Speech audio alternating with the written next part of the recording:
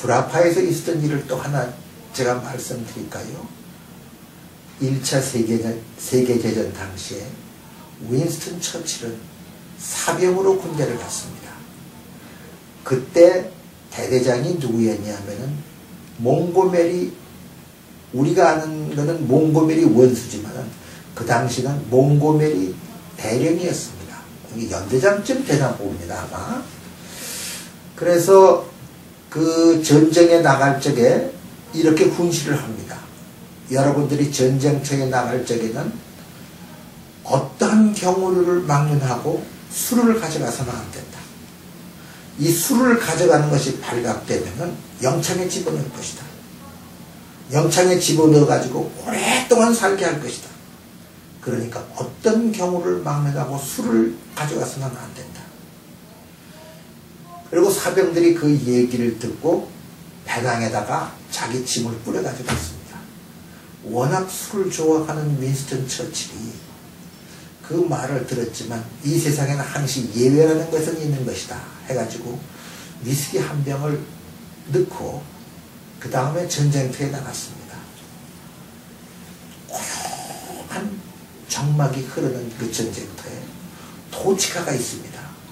토치카의 총을 한 뿌리씩 빼놓고 사병들이 여러 명이 이제 기다리고 있는데 그 안에서 윈스턴 처칠이 하도 지루하니까 술을 꺼내가지고 벽에를 앞에다 놓고 벽에 보고 한 잔 마시라고 해서 안 먹으면 지가 마시고 한참 마시고 있는데 뚜벅뚜벅 하는 발자국 소리가 나는 거예요. 그래서 큰일 났구나 싶어서 얼른 촛불을 빼가지고 술병 마개를 꽉 막았어요. 그러면 술 냄새가 안 날 거 아닙니까? 그리고 벽에를 가지고 막 흔들었어요. 냄새 빠지라고. 한참 있다가 몽고메리 연대장이 들어왔습니다.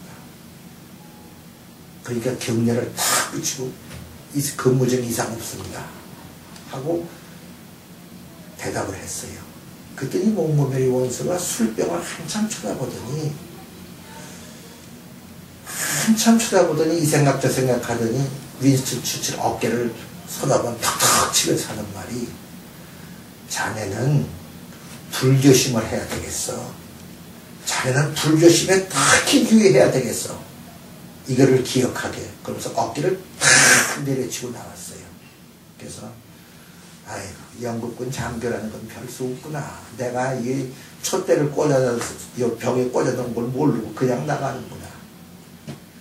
그리고 몇십 년 세월이 흘렀습니다. 윈스턴 처칠은 영국의 수상이 됐습니다. 버킹엄 궁전에서 환영 파티가 열렸습니다.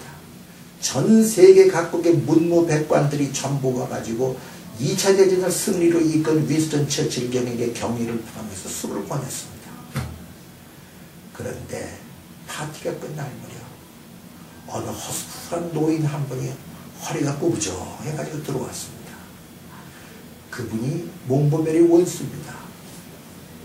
몽고메리 장군이 원수로서 퇴역을 해가지고 까출한 노인이 돼가지고 제일 말석에 앉아있다가 윈스턴 처칠 경한테 와서 술을 한 잔 권했습니다. 근데 술을 권했는데 그 좋은 술들이 그렇게 많은데 제일 싸구려서 한 잔도 누구 따라 먹지도 않고 그대로 있는 그 술, 조업원들이나 먹는 그 술을 컵에다가 한 컵을 권했습니다. 처칠이 기분이 좀 언짢았습니다. 그러나 옛날에 자기가 상관으로 모시던 분이었기 때문에 이렇게 말했습니다. 각하, 제가 많이 취했습니다. 주시는 건 감사히 받아야 되는데 제가 더 이상 마실 수가 없습니다. 그러니까 사양하더라도 이해를 해 주십시오 하고 사양을 했습니다. 그러니까 이 몽고메리 원수가 뭐라고 그런 줄 압니까? 아니야. 수상께서는 이 술을 꼭 마셔야 돼요. 어째서 제가 꼭 마셔야 됩니다. 마셔야 됩니까? 이거를 꼭 마셔야 돼요. 어째서 마셔야 됩니까? 3번을 되물었습니다. 3번째 대답은 이렇습니다. 처칠경, 이 술에는 옛날처럼 초냄새가 나지 않는 걸세. 이 술에는 옛날처럼 초냄새가 나지 않을 것이에요. 처칠은 몇십 년 전으로 되돌아갔습니다. 그 옛날 토치카 안에서 촛불을 가지고 병마개를 막았을 때 자네는 특히 불교심을 잘해야 되고 어깨를 턱 치고 나가던 몽고베리 대령이 생각났습니다. 평생 한 번도 울어본 적이 없는 윈스턴 처칠이 버킹엄 군에서 그 많은 사람들이 있는 데서 한쪽 무릎을 마루에다가 꿇고 몽고메리 원수의 손에다가 입을 맞추면서 두 눈에는 눈물이 쫙 흐르면서 The Lord be praised, 주님 축복받으시옵소서 하고 기도를 했습니다.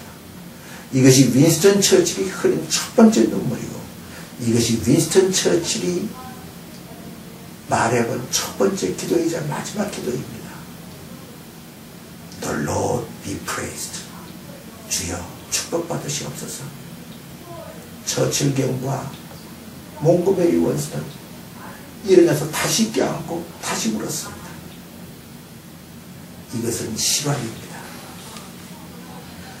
제가 왜 이 이야기를 하느냐 하면은 윈스턴 처칠 경이 돌아가시고 난 다음에, 그러니까 몽고메리 원수도 돌아가셨죠. 그때는.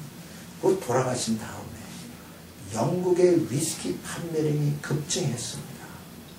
200억 달러가 영국으로 들어옵니다. 지금 이 이야기는 감동적인 이야기임에는 틀림이 없습니다. 그러나 이 이야기는 윈스턴 처칠 경이 돌아가시고 그 다음에 몽고메리 원수도 돌아가시고 난 다음에 나온 이야기입니다. 그러니까 몽고메리 원수가 진짜 그랬는지 윈스턴 처칠 경이 진짜 그랬는지 아는 사람은 아무도 없습니다. 그때 그 책을 만들어낸 회사의 스폰서가 영국의 꽝뚜르라고 하는 위스키 회사고 발렌타인 회사고 조니 워커 회사입니다. 이 스토리로 인해서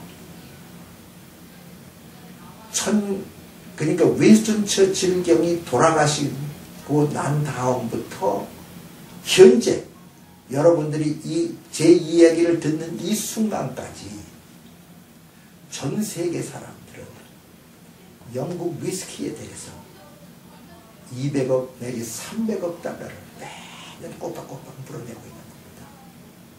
우리나라도요, 꽝뚜라 같은 위스키 얼마든지 만들 수 있습니다. 우리나라도요, 조니 워커 블루, 조니 워커 블랙 만들 수 있습니다. 미국도요, 조니 워커 블루, 조니 워커 블랙, 발렌타인 30년 다 만들 수 있습니다.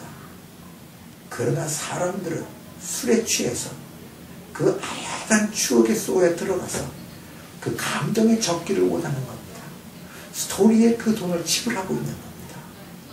이렇게 스토리가 갖는 힘은 엄청난 겁니다.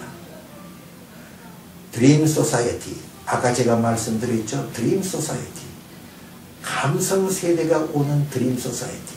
그 드림 소사이어티에서는요, 눈에 보이지 않는 것, 과거에 내가 가졌던 추억이랄지, 과거에 내가 가졌던 기억이랄지, 또 앞으로의 꿈이랄지, 또 내가 가졌던 신뢰, 크레딧이랄지, 이렇게 보이지 않는 것이 보이는 것보다 값이 더 나가는 시대가 드림 소사이어티의 핵심입니다. 그리고 그 핵심 컨텐츠는 뭐냐면은 스토리텔링입니다. 우리나라에서 한 3년 전에 워커힐에서 세계 스토리텔링 심포지엄이 열렸습니다. 전 세계 각국에서 다 참여를 했습니다. 우리나라 국무총리가 축사를 했고요. 그 당시에 우리나라 문화체육부 장관이 나와서 기조연설도 했습니다. 그리고 중국은 말할 것도 없고 공산국가의 것까지 다 왔습니다. 그때 제너럴 일렉트릭 부회장이 와서 한 말이 있어요. 우리 회사가 이렇게 초췌하게 된 것은 우리 제품이 남보다 싸고 품질이 좋고 그리고 경쟁력이 강하다는 데만 집착을 했지. 우리 제품에는 사람들이 기억할 수 있는 아름다운 스토리가 없었다. 그 스토리가 없었기 때문에 우리가 이런 경영이 이렇게 어렵게 되지 않았나 이렇게 생각한다. 이렇게 얘기했어요. 그리고 현대자동차의 부회장님이 나오셔가지고 우리가 하이브리드 자동차를 출시를 하는데 하이브리드 자동차를 프레젠테이션을 할 적에 우리가 식사도 대접하고 기념품도 주고 또 책자도 주고 다 이렇게 하면 다 좋다고 그러는데 한 달 후에 전화를 해보면 까맣게 잊어버리는 겁니다. 그러니까 우리 회사를 기억할 수 있는 스토리를 하나 만들었으면 좋겠어요. 그 스토리를 만들기 위해서 우리가 지금 노력을 하고 싶은데 어떤 방법이 있는지 여기 오신 분들 중에서 좋은 아이디어 있으면 한번 제시해 줬으면 좋겠습니다. 제가 이렇게 호소를 합니다. 하고 부회장님이 나와서 직접 연설을 하셨어요. 그래서 우리나라의 올프 옌센 그 덴마크에 있는 미래연구소 소장이 한국 화약 김승현 회장 초청으로 한국을 방문했습니다. 그 한국을 방문을 해가지고 지금 제가 드린 말씀과 비슷한 얘기를 했습니다. 그래서 한국화약에서 스토리를 만들 수 있는 사람을 한번 공부를 했죠. 신입사원 뽑을 적에 한번 면접할 때 다 물어봤는데 단 한 사람도 없었습니다. 이거는요 공부를 열심히 해서 되는 게 아닙니다. 제가 이것을 조금 더 구체적으로 설명하기 위해서는 한 가지 예를 들어야 되겠습니다. 2차 대전은 산업전쟁입니다. 산업전쟁은 물량을 많이 확보한 나라가 이기는 전쟁입니다. 그러니까 물량을 많이 확보한 미국이 이겼지 않습니까? 걸프 전쟁은요 하드웨어와 소프트웨어의 전쟁입니다. 그러면 미래 전쟁은 뭡니까? 미래 전쟁은 컨텐츠 전쟁입니다. 사람이 죽지 않는 컨텐츠 전쟁입니다. 그 컨텐츠 전쟁, 그 컨텐츠의 핵심 역량은 뭐냐면 스토리텔링입니다. 스토리텔링은 많은 경험이 축적되고 많은 애환이 축적되고 그리고 아름다운 꿈을 갖고 그 애환과 고통과 슬픔을 극복하려는 아름다운 꿈이 있고 그 꿈을 표현할 수 있는 사람한테서만 이게 가능한 겁니다. 그래서 앞으로는요 크게 돈을 벌거나 크게 성공할 수 있는 그 전략은요 절대로 대량 생산이 불가능하고 컴퓨터가 접근조차 할 수 없는 인간의 영혼과 그리고 육체를 넘나드는 그런 하드웨어에서만 이것이 가능한 겁니다. 그러니까 우리나라도 특히 젊은이들도 이러한 하드웨어에서만 가능한 스토리텔링에 한번 접근해 보는 것은 상당히 의미 있는 일이 아닌가 해서 제가 오늘 이렇게 여러분 앞에 쓴 겁니다.